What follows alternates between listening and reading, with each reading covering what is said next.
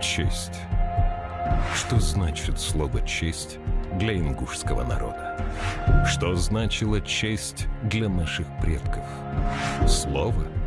Нет, это не просто слово. Это образ мышления, образ жизни. Можно потерять друга и жить. Можно потерять ноги и руки и продолжать жить. Потерять родителей, детей и жить дальше. Но если ты теряешь честь, то это хуже смерти.